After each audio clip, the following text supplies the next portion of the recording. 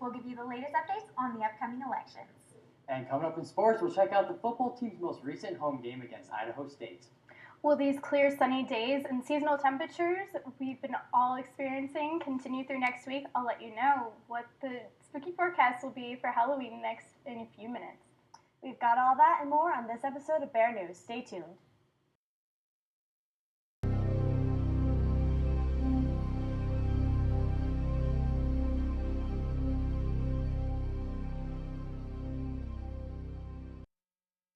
Thanks for joining us on Bear News. I'm Becky Heath. And I'm Kristen Skokolich.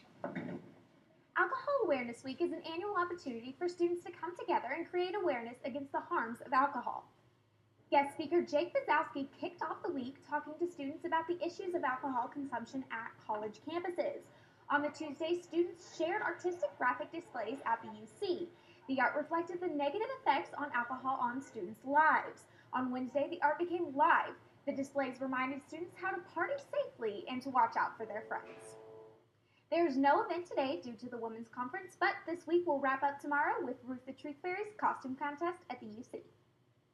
With the elections less than a week away, some political race in Colorado are anything but settled. Colorado's Senate race between incumbent Democrat Mark Udall and Republican challenger Cory Gardner is still too close to call. The Real Clear Politics average of 8 national polls gives Gardner a 3-point lead at 47 to 44%. Some polls have Gardner up by as much as 7 points, while others give him a lead of just 1 point. Real Clear Politics still rates the race as a toss-up. The Colorado governor's race is even tighter. The Real Clear Politics average shows incumbent Democrat John Hickenlooper with a 1-point lead over Republican challenger Bob Beaupre. The percentage breakdown is 46 to 45%, with 9% undecided. Real Clear Politics also rates the race as a toss-up. In Colorado's congressional races, little is expected to change, with incumbent expected to win re-elections fairly easily.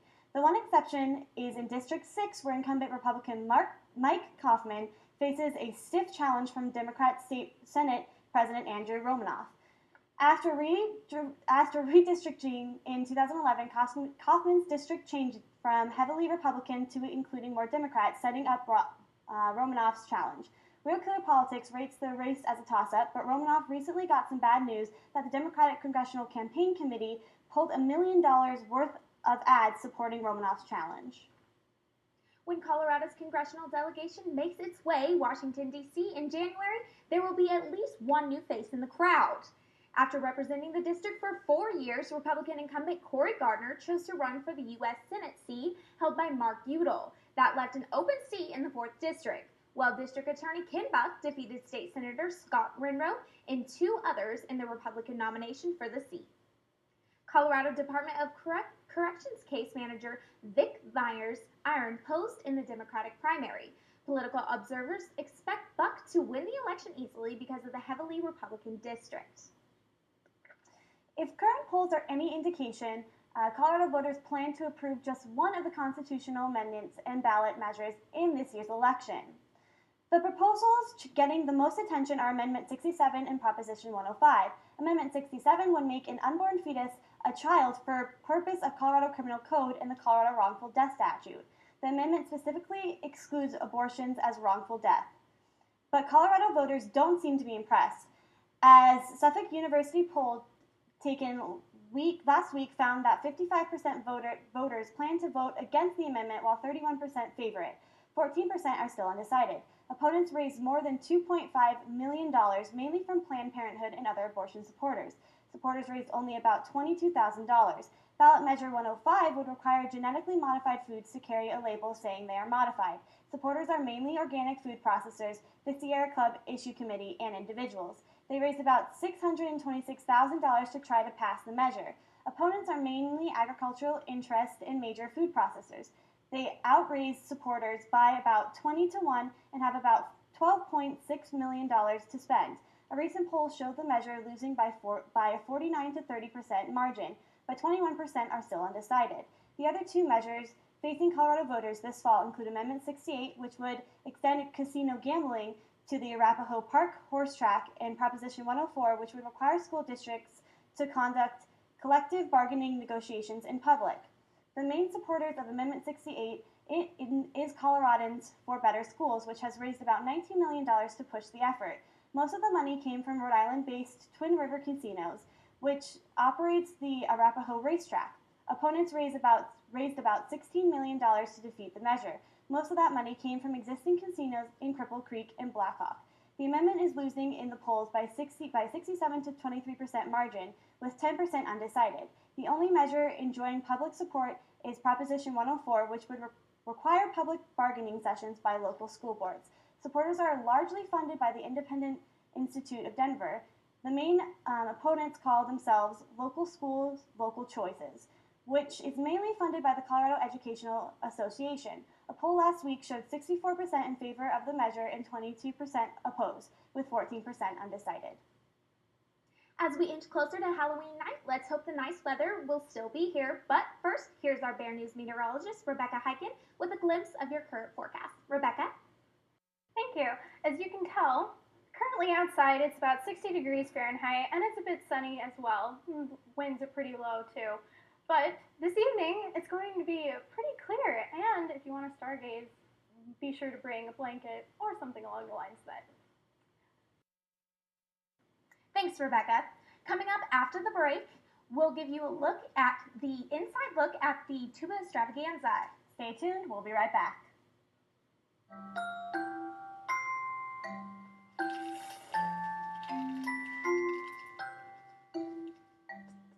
Kissel spent 8 minutes decorating their little brother.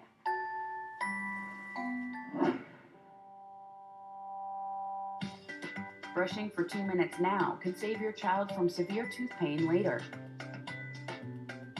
2 minutes, twice a day. They have the time. Live like a human for a while, and you get to know a few things. Like, I know she's actually not a malign person. I know she does strange tricks for no treats. I know that water makes her howl like crazy. I even know how the floor stays so clean. She's quick. But the one thing I will never, for the life of me, know is how she gets so tiny and inside that box. Natalie, how do you get so tiny?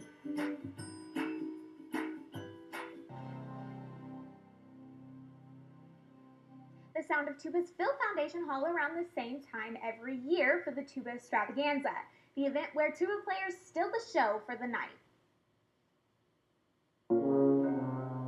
The Tuba Extravaganza is a night that allows the tuba to be showcased. It's a celebration of the tuba in solo and chamber music, and so it's largely an opportunity for the students to perform, because that's a big part of learning how to be a musician is simply developing those skills that are required in performance.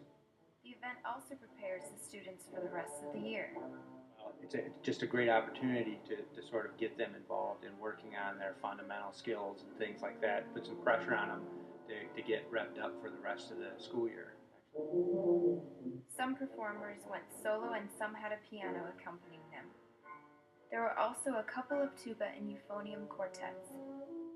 Steve Wixom describes why he enjoys playing this unique instrument. Well, I like how warm and fuzzy it is compared to the other instruments.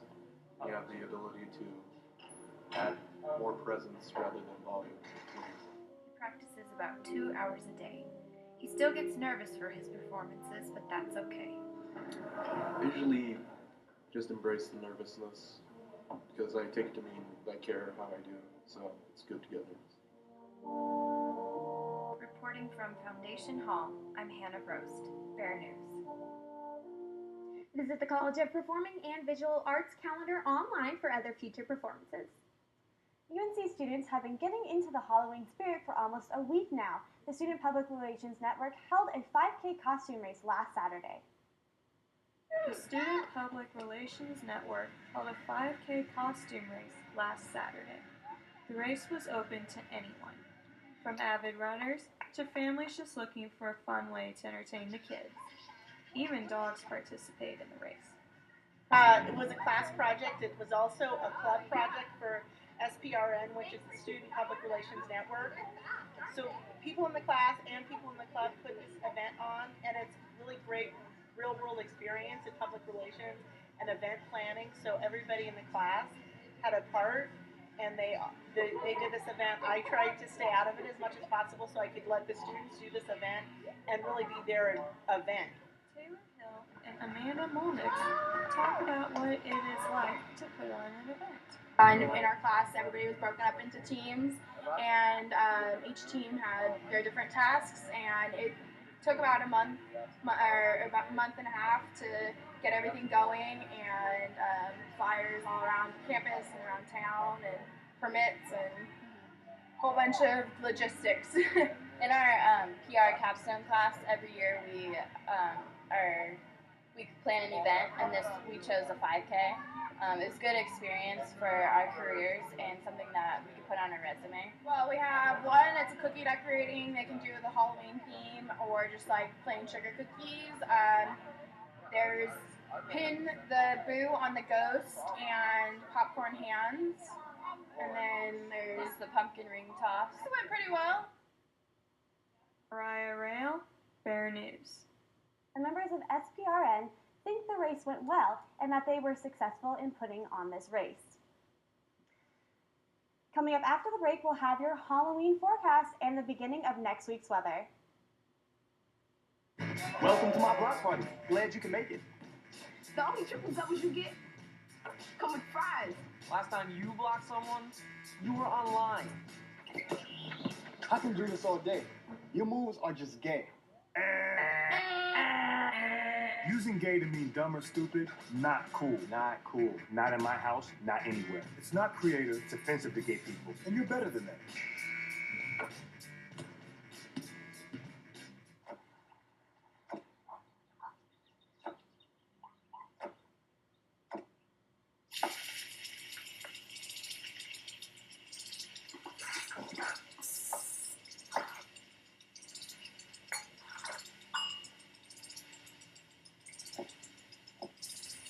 Clean kitchen surfaces, utensils, and hands with soapy water. 1 in 6 Americans will get sick from food poisoning this year. Keep your family safer. Check your steps at foodsafety.gov.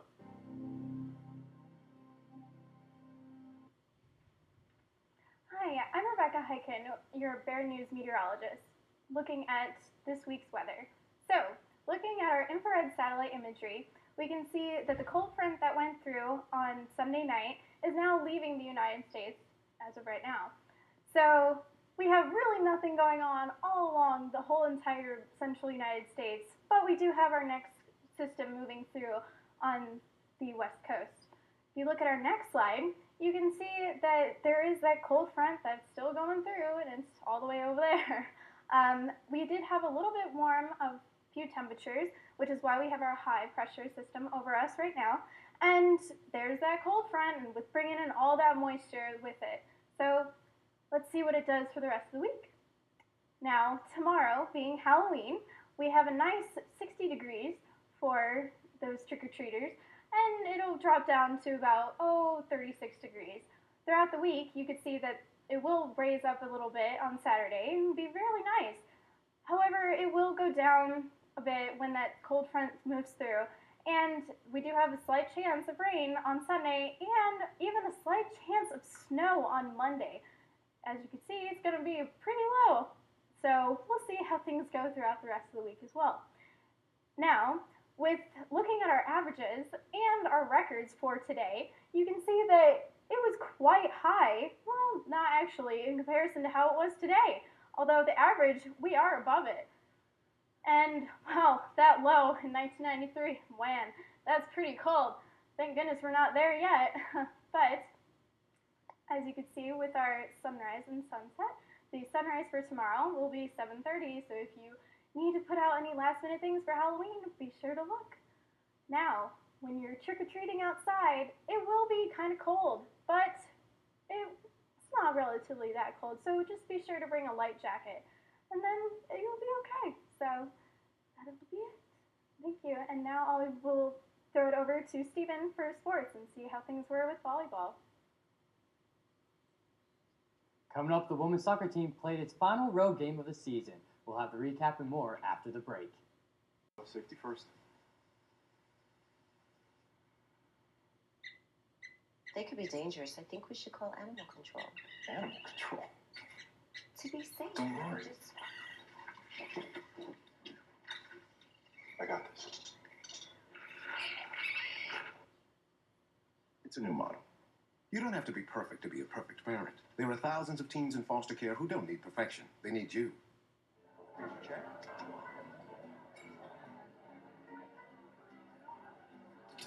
Oh, you got it. You know, since I got rid of my car, I really enjoy walking. Okay. Got it. No? Getting pulled over for buzz driving could cost you around $10,000 in fines, legal fees, and increased insurance rates. Oh, you're home early. You live with your mom? That'll set your game back a few years.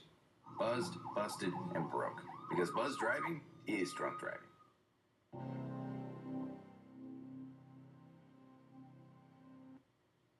The regular season may be coming to a close, but the UNC volleyball team is hitting its stride at just the right time. The Bears welcomed Southern Utah to Butler Hancock last Thursday. Late in the first set, senior Andrea Spastak got an assist from Ashley Guthrie, and she hammered it home for the match point. The Bears won the set 25-22. Now in the second set, Guthrie again set up her teammate for the kill. This time it was Brianna Strong on the receiving end. She led the Bears with 13 kills on the night. Junior Megan Garcia brought her shovel to Butler Hancock as she contributed a team-high 18 digs. Her efforts led to this Michaela Nelson game winner in the second set. Despite 3 tightly contested sets, the Bears won and sweep 3-0. The win made it 3 in a row for UNC and improved their record to 13-8 on the year and 6-3 in the Big Sky. The volleyball team's winning streak lives on after a win on Saturday against Northern Arizona. The Bears won the first set, dropped the second, and won the next 2 to take a 3-1 victory over the Lumberjacks. UNC showed great heart in the third set, in particular where the Bears trailed 11-1 early in the set. The volleyball team fought their way back and won the set 29-27.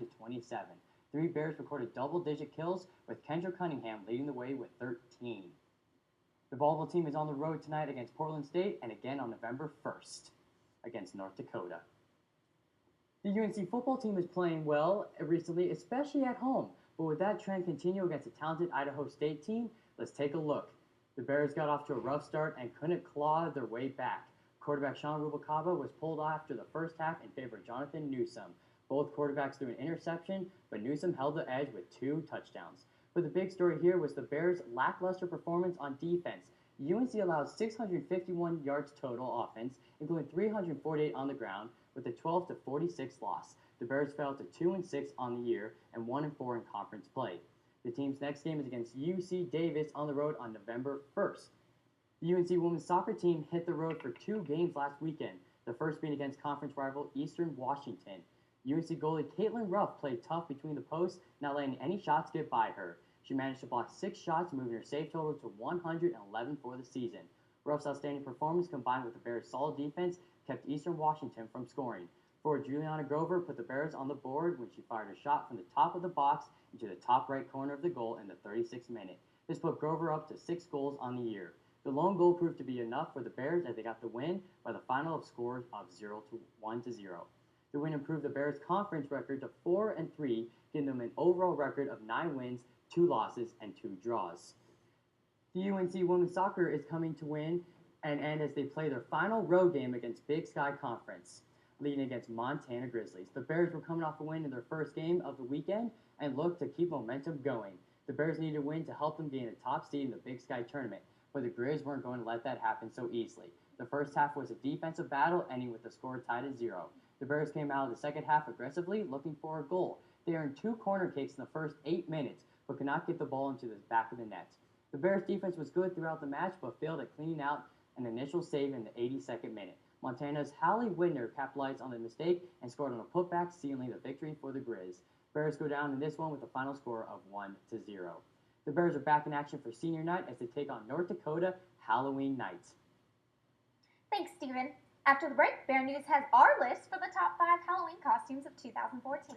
Stick around, we'll be right back in 60 seconds. As a parent, you want to make sure that your child knows how to deal with bullying when they see it happening. And chances are they want to help, but they don't really know how. Teach them that the best thing to do is calmly walk away, find a teacher or other adult, and speak up. And do your part. Be that adult they can talk to and trust will listen. Join me to help stop bullying. Go to stopbullying.gov to find out more. You sure you don't want some? It's chamomile. You are extremely terrifying. Just the scariest undead subhuman thing on TV, and I really mean that.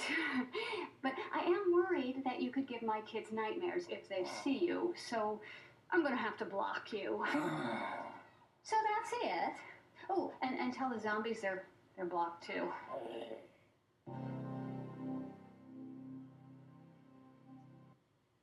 Halloween is tomorrow night, and if you haven't still decided on what you are going to be this Hallows Eve, Bear News has you covered with our top 5 Halloween costumes of 2014. This Halloween will be sure to be one for the box office, with most of the costumes being inspired by TV shows or movies. Number 5 on our list is Maleficent, with Angelina Jolie bringing the old character to life in a whole new way in Disney's new film. This costume is sure to be a hit. Number 4 is possibly the cutest costume on our list. It's the Minions from Despicable Me. A Minion is an easy-to-make costume for all ages. Zombies have always been a popular costume idea, but with the growing popularity of the series The Walking Dead, there will be sure to be more undead than usual lurking the dark streets tomorrow night. With the recent release of the newest Teenage Mutant Ninja Turtles movie, you can be sure to see lots of these costumes out. And it looks like it will be a pretty chilly Halloween this year, and I'm not just talking about the weather. Of course, the number 1 expected costume is Frozen characters. This is the first Halloween since the movie released and took the world by storm. An ice storm, that is.